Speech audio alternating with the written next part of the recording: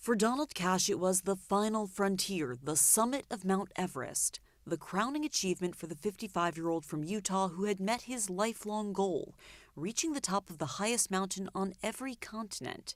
But his few minutes on top of the world's highest mountain would be a few of his last. His expedition group says Cash died of high-altitude sickness. He fell on the way down, just below the summit.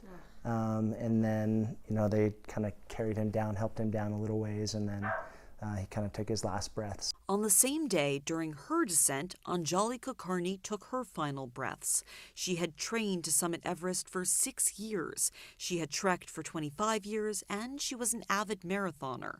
Kulkarni's son tells CNN she collapsed and died while caught in a human traffic jam coming down the mountain. A picture taken on the day of Cash and Kulkarni's deaths, May 22nd, shows a long line of trekkers on the ridge of Everest's summit in an area known as the death zone.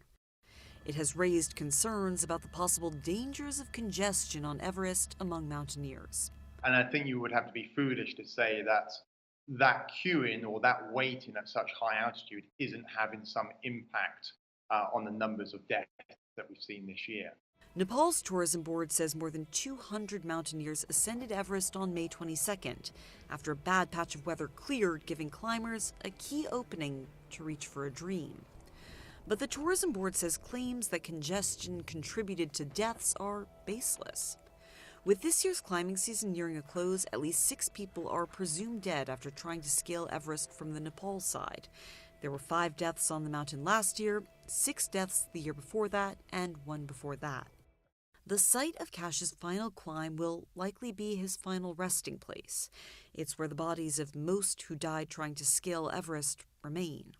Climbers who continue to inspire others to dare to try to reach that height. He did make it. He actually summited.